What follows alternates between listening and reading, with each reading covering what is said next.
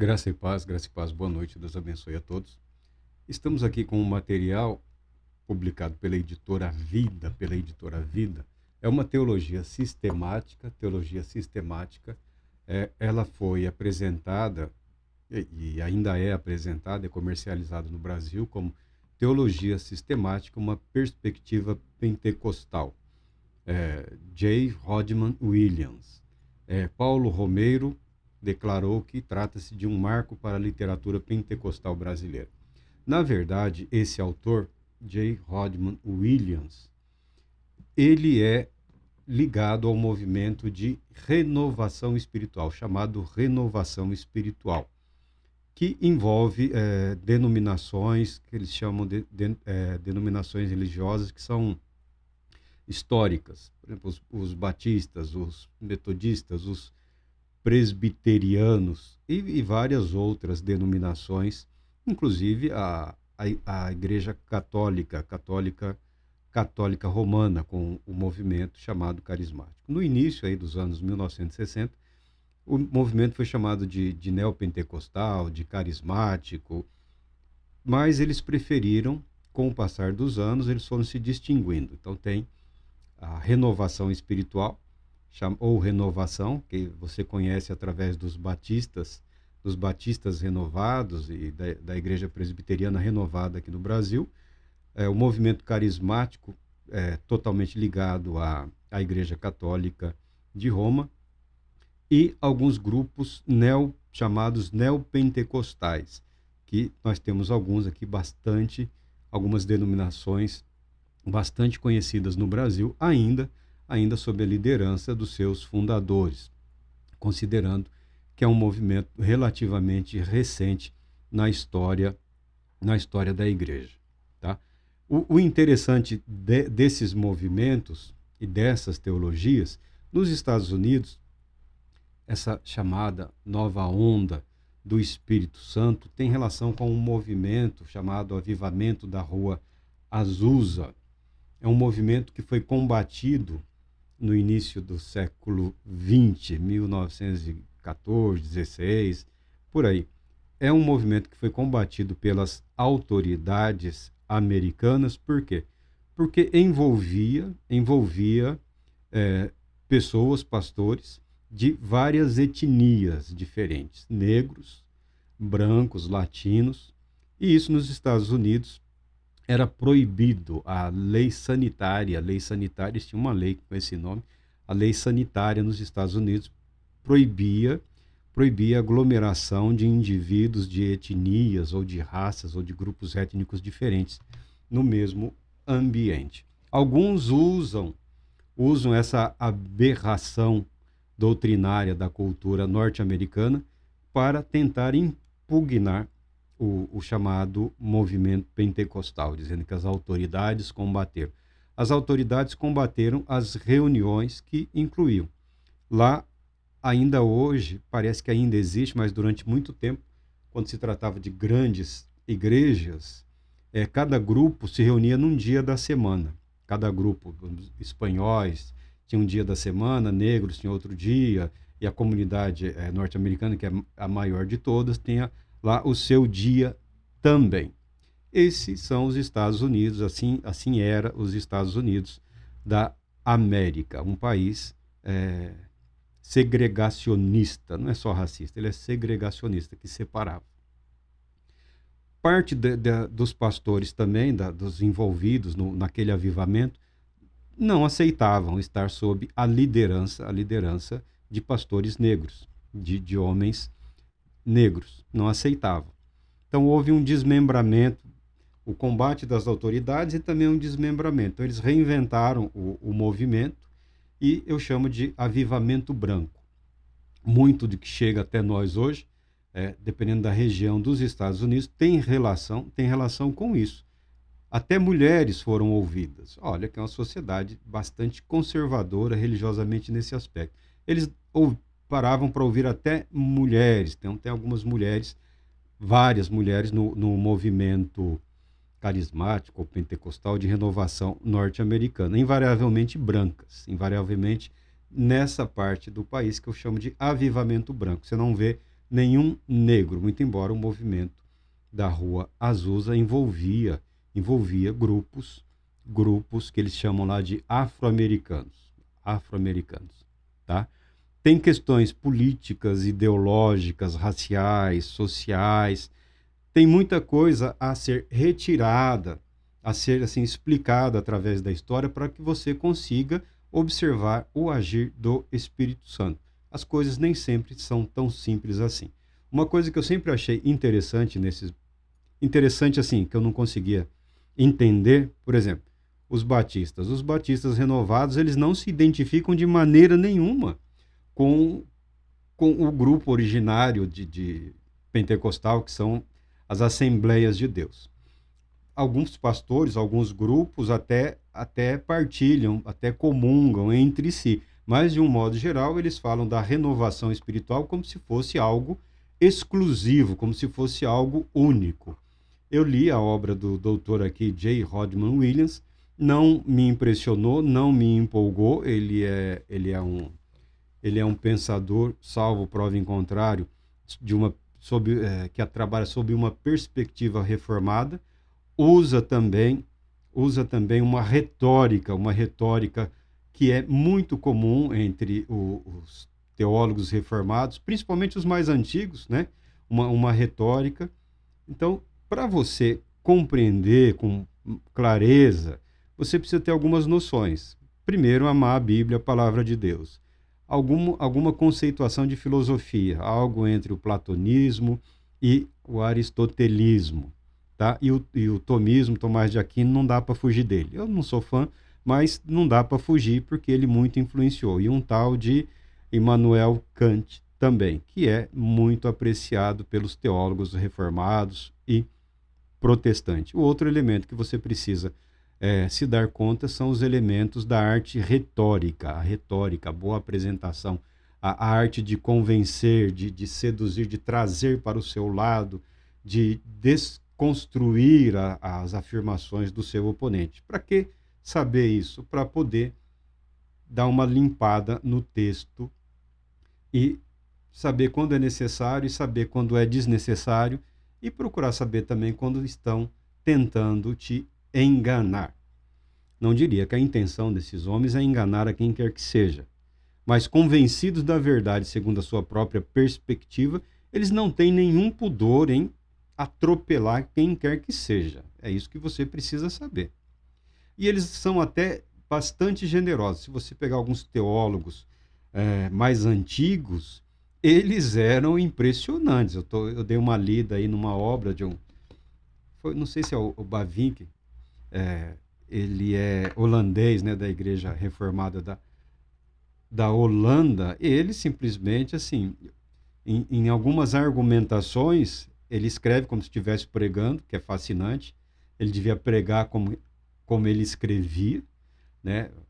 Escreve muito bem, é impressionante, mas ele usa argumentos da seguinte maneira. Quando ele se depara com um ponto que é questionado por adversários, ele diz assim, em relação a isso, discordam os satanistas e dá o nome de um outro grupo religioso. Assim, na cara dura. Quem discorda dele, ele chama de satanista. Tá? Ele chama de filho do diabo. É impressionante. É impressionante isso. Você fala assim, como é que esses homens se valiam desses argumentos tão grosseiros? São elementos de retórica. É o que retornou hoje de uma forma muito... retórica, é isso aí. É tentar impressionar os seus, é tentar manter, é tentar silenciar o que questiona. Quando um pastor fala assim, os satanistas discordam de mim, pronto, acabou. Quem é que vai perguntar alguma coisa para ele? Quem é que vai se colocar no grupo dos satanistas? Tá? E são elementos de retórica, são comuns hoje em dia. Não sei quem convenceu esses homens de que ofender, insultar, provocar é algo válido, mas é assim que a história apresenta. Então, há um quê disso, há um forte quê retórico na obra aqui do Rodman Williams, mas é uma obra de teologia boa, é muito boa. Eu li, não me impressionou, não acrescentou nada às outras perspectivas, né? A não ser você ver que é possível e haver discordância em pessoas que participam aparentemente do mesmo movimento, muito embora eles não se identifiquem uns com os outros, né? Os renovados não são pentecostais, os neopentecostais não são renovados, o, os reformados não aceitam os carismáticos discordam dos protestantes. O cristianismo se tornou isso, né? O cristianismo se tornou essas várias, esses vários grupos, essas várias condutas, esses vários pensamentos. Em alguns momentos, eles até se esquecem de Jesus Cristo. O nome original da obra é Teologia da Renovação. Ele se apresenta como um dos líderes do movimento de renovação espiritual. Então, é uma teologia da renovação. Por uma questão de mercado, a editora Vida publicou no Brasil como Teologia Sistemática, uma perspectiva pentecostal. Por uma questão de mercado, porque os pentecostais são em grande número no Brasil, né? Inclusive o movimento pentecostal das Assembleias de Deus, que teve início em Belém do Pará, ele teve início com a chegada no Brasil de missionários suecos. Não eram americanos, eram missionários suecos que estiveram em Belém do Pará, trazendo esse movimento. E foram educada e respeitosamente convidados a se afastarem da igreja naquela época, porque a igreja não aceitava esses ensinamentos. Aí eles fundaram a Assembleia de Deus, a Assembleia de Deus de Belém, que fica em Belém do Pará. Ainda está lá, é uma igreja viva, é uma igreja atuante, é chamada a Igreja Mãe das Assembleias de Deus no Brasil. Igreja Mãe por ser a primeira Assembleia de Deus no Brasil, e de lá foi se dividindo e se tornou o que não é uma denominação, é mais uma associação de denominações que usam o título Assembleia de Deus. Então, não existe uma Assembleia de Deus no Brasil, são várias Assembleias de Deus, tá? São várias convenções que se unem numa convenção geral. É uma união fraterna, como se fosse uma aliança. Os líderes, alguns deles ainda estão vivos, mas são mais assim, no finzinho. É claro que não os que começaram, né? Os que eram criança ao longo desse movimento aí, mas tem uma liderança ainda viva que atravessou mais de 50, 60 anos, 70 anos nessa vida de fé pentecostal, de fé cristã pentecostal. Nós vamos usar também o material aqui do Dr. Rodman Williams, seguindo aquela premissa de que não é educado falarmos da nossa própria cabeça, a menos que os nossos pensamentos estejam em foco. Outros escreveram melhor do que outros, né? Alguns se tornaram expoentes, e nós não só podemos, como também devemos usar esse material. Até hoje ninguém me convenceu, eu não consigo dizer que tudo que foi escrito eu concordo. Em relação a qual autor? A todos. Porque o objetivo, entre um dos objetivos, é validar teologicamente o movimento, é uma tentativa de unificar doutrinariamente o movimento, e uma tentativa também de assumir a liderança do movimento no sentido de dizer o caminho que deve ser seguido. Nesse aspecto, o movimento chamado Renovação aí tá sem dizer a que veio, tá?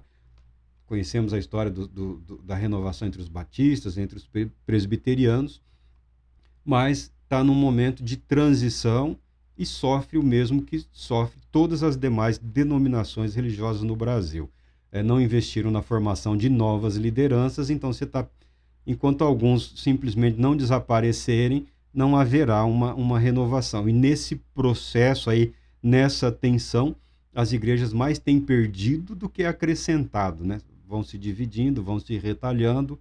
Alguns querem manter aí uma postura que consideram a mais adequada ou correta, e as divisões estão aí. Isso é perfeitamente comum, e eu especialmente não considero equivocado, eu considero relativamente bom. Imagina milhões de pessoas sob uma mesma direção, um mesmo indivíduo, um mesmo grupo, movimentando socialmente, politicamente, economicamente, milhões de pessoas em nome da fé. De fato, isso não pode, isso não deve acontecer. A fé de todos é a fé em Cristo Jesus, mas a liderança deve ser a condução do Espírito Santo. E isso, cada qual deve dar evidências da sua comunhão com o Espírito Santo. Estamos seguindo o que fala o apóstolo Paulo. A respeito dos dons espirituais, não quero, irmãos, que tenhais desconhecimento. Sabeis que quando éreis pagãos, de uma maneira ou de outra, fostes fortemente atraídos para os ídolos mudos.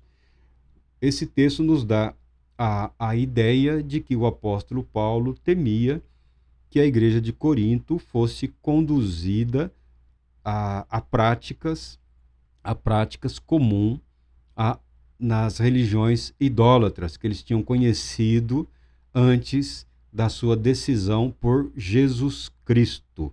E o apóstolo Paulo parece apontar que o uso não correto, fora dos propósitos estabelecidos pela Escritura, pode ser uma maneira de levar o cristão a afastar-se da verdade do Evangelho. Mas isso aí nós vamos tratar oportunamente. Títulos e símbolos do Espírito Santo, segundo o Dr. Rodman Williams, o Espírito da Verdade. Eu sempre me refiro ao Espírito Santo como Espírito de vida e ressurreição, que são sinônimos, tá? Espírito, vida, ressurreição, mas é uma expressão que me faz bem.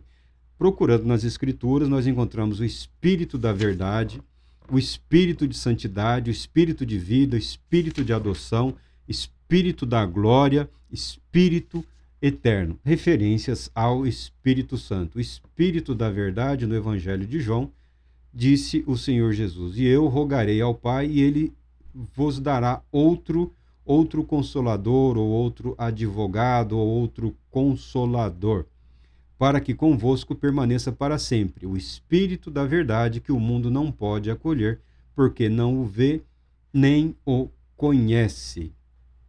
A segunda referência é quando vier o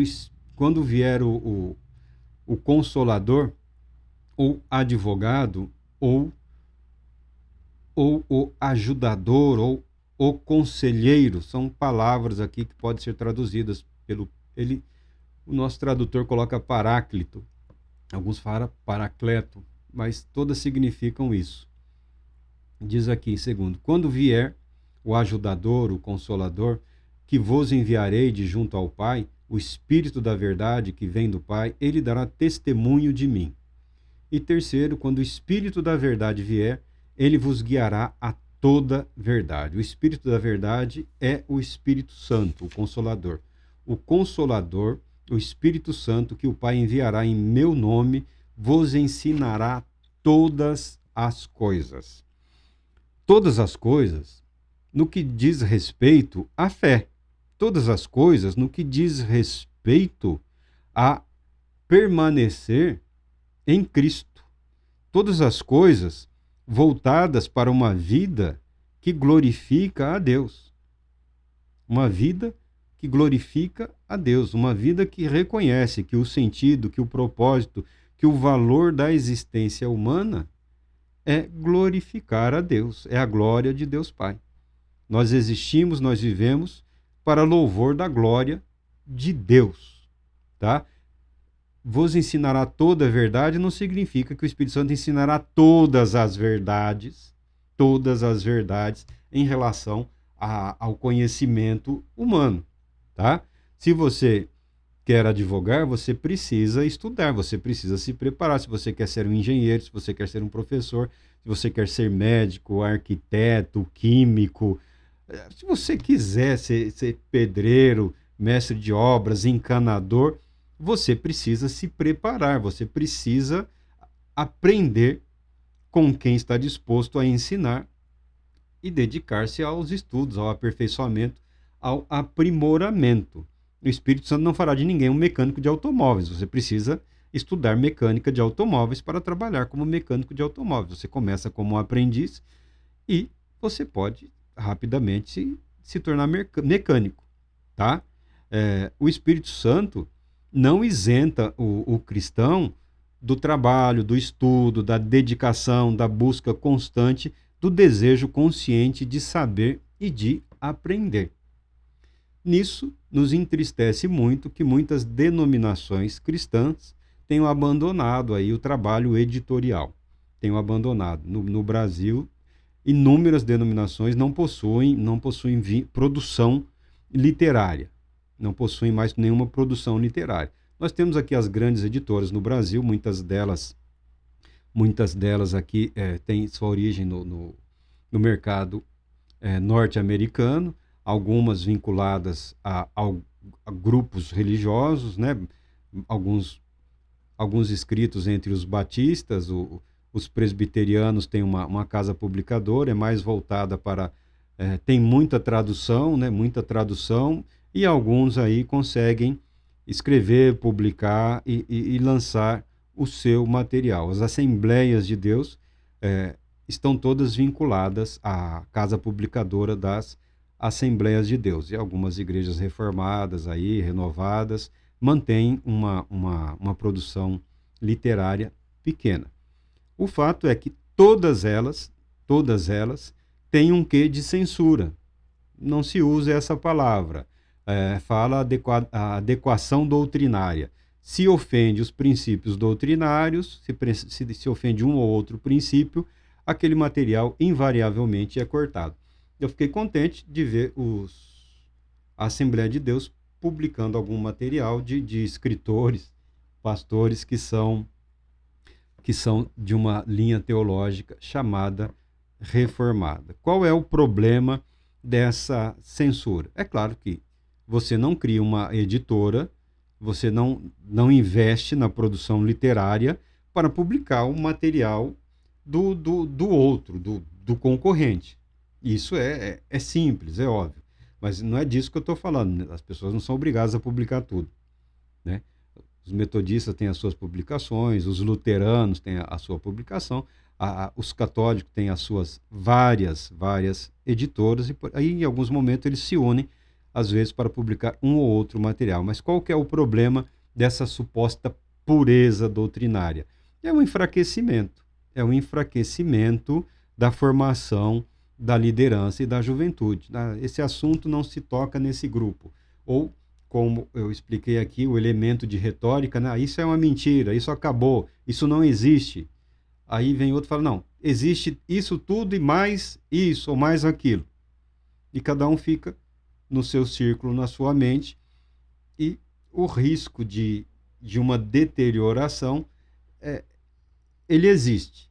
Ele existe. O confronto, o debate, o questionamento, a seguir aí o pensamento que a Bíblia apresenta sobre os bereanos, é um ótimo caminho. Analisar as Escrituras. A teologia sistemática não é substituto da palavra de Deus. A teologia sistemática é um esforço gigantesco através da história do cristianismo de produzir material doutrinário de fácil acesso aos cristãos.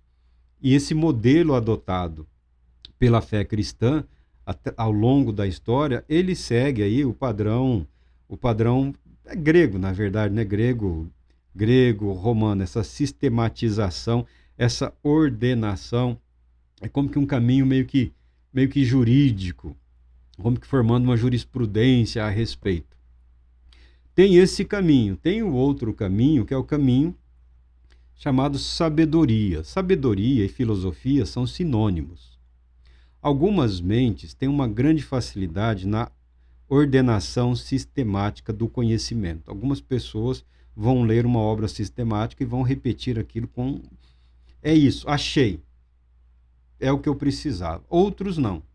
outras mentes terão dificuldade, outras mentes têm uma, uma facilidade maior com a perspectiva da sabedoria. O que é a sabedoria?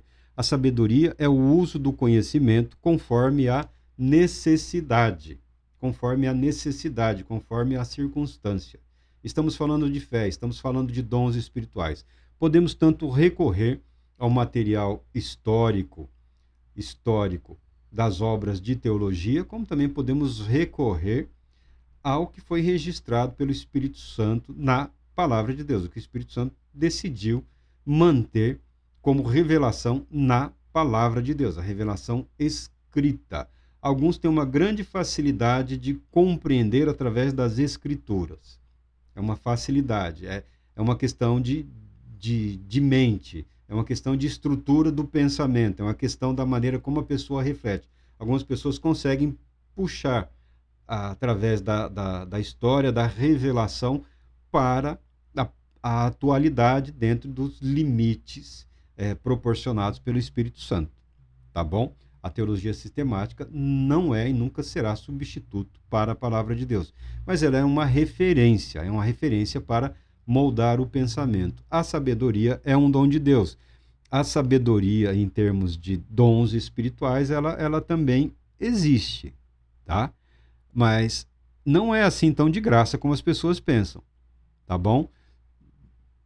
O preço foi pago em relação a tudo, mas é preciso haver uma dedicação constante. Por muito tempo eu não liguei muito para esses estudos de dons espirituais, porque não entendo serem fatais para a fé cristã, tá? Dons espirituais não conduzem à eternidade, mas dons espirituais são importantes para o serviço cristão, para que ninguém levante a voz contra o nosso Senhor Jesus Cristo no dia do juízo, dizendo para ele: em teu nome fizemos isto, em teu nome fizemos aquilo. Os dons espirituais eles têm o propósito de revestir e de capacitar. Esse autor aqui, ele fala muito do Espírito Santo como capacitador. O objetivo dos dons espirituais é equipar para o trabalho. Equipar para o trabalho. As coisas de Deus para a glória de Deus, através da eficiência ou da fruição, que alguns usam, do Espírito Santo, vivificando aquelas verdades, trazendo vida. O espírito de vida, o espírito da verdade, o espírito de santidade. O Espírito Santo, o espírito da verdade, ele sempre conduz aquele que é o caminho, a verdade e a vida. O Espírito Santo não dá testemunho de si mesmo. O Espírito Santo testemunha acerca de Jesus, o Cristo, o Espírito de Cristo, o Espírito de vida, o Espírito de ressurreição. João fala aqui. Antes, João havia afirmado que o próprio Jesus é o caminho, a verdade e a vida. Segue-se, então, que o Espírito da verdade testificará.